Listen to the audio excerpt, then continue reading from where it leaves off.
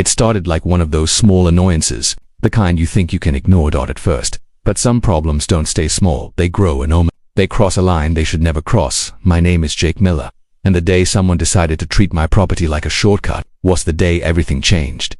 I live just outside town, not too far from the city, but far enough to enjoy some peace. A small countryside home, a wide open lawn, and a quiet road running along the edge of my property. It's the kind of place where nothing really happens, or at least, that's how it used to be. First time I noticed it, I didn't think much of it.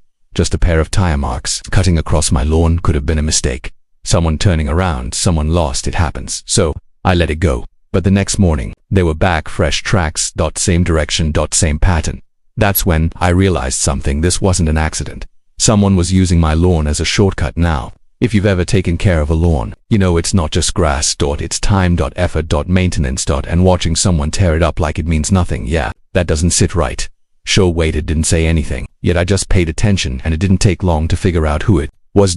Her name was Linda Parker, lived a few houses down. Part of the HOA actually, not just part of it. She acted like she owned the whole neighborhood. Every morning, same routine. She'd drive out of her driveway, and instead of taking the road like a normal person, she'd cut straight across my lawn like it belonged to her. Didn't slow down, didn't look around, didn't care. So one afternoon, I decided to talk to her. Nothing aggressive, nothing dramatic, just simple. I walked over as she pulled in. "Hey," I said, calm and clear, "I need you to stop driving across my property." She looked at me, paused for a second, then smiled. Not a friendly smile, the kind that tells you she doesn't take you seriously. "Oh, relax," she said. "It's just grass.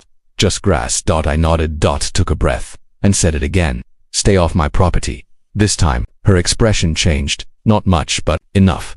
You people always overreact," she said. "Not a big deal." And then she walked away. Just like that. Now here's the thing. I don't like repeating myself, especially when it comes to something this simple. But the next morning, she did it again. Same path, same damage. Like our conversation never happened. That's when I knew this wasn't about misunderstanding, this was about disrespect. Days passed, and every single morning, more damage.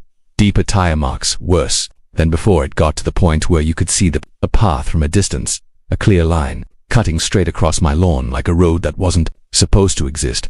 I thought about calling the HOA. Then I remembered she was the HOA, so that wasn't going to help. I thought about putting up signs. No trespassing, private property, but something told me she wouldn't care because people like that, they don't ignore signs, they ignore people. So I stopped reacting, stopped confronting, stopped complaining, and I started thinking, if she wouldn't listen, then maybe she needed to learn a different way. Not through arguments, not through words, through consequences. Now, let me be clear, I didn't want to hurt anyone, that was never the goal. I just wanted one thing, for her to stop. So I came up with something simple, something legal, something effective. I reinforced a section of the lawn right along the path she kept using, hidden beneath the surface. Solid. Unmovable.fom. The outside, it looked exactly the same, green, clean, normal, but underneath, it was different. Then I waited, and sure enough, the next morning, she came back, same time, same speed, same attitude, didn't even hesitate, just turned the wheel, and drove straight onto my lawn. And then everything changed. Sound came first, a loud, sharp impact. Metal hitting something it wasn't supposed to hit.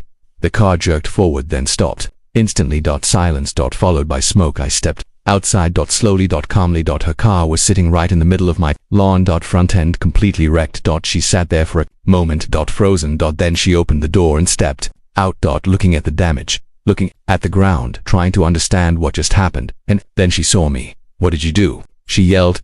I didn't raise my voice, didn't move fast, didn't react emotionally. "You drove onto private property," I said. That was it. She tried to argue, tried to blame me, tried to twist it into something else, but this time, there was no control because the evidence was right there. The tire tracks, the damage, the pattern. And when the police showed up, it got even clearer. They looked at everything, the lawn, the path, the car, and then they looked at her. "This is private property." One of them said, "No anger, no attitude, just facts." And that's when it hit her for the first time. She wasn't in control. Her car, done. Her argument, gone, and the shortcut, finished. They called a tow truck, wrote a report, handled everything by the book, and she just stood there watching, silent. The same person who laughed a few days ago now had nothing to say. After that day, everything changed. No more cars. No more damage, no more shortcuts, just peace. My lawn recovered, the grass grew back, the marks disappeared, and life went back to normal. But here's the thing, some lessons don't come from words. They come from moments, from consequences, from realizing that actions have results. And sometimes, all it takes is one moment to make that clear. Like this video if you enjoyed it, subscribe for more HOA drama stories, and tell me, where are you watching from? Tell me, where are you watching from?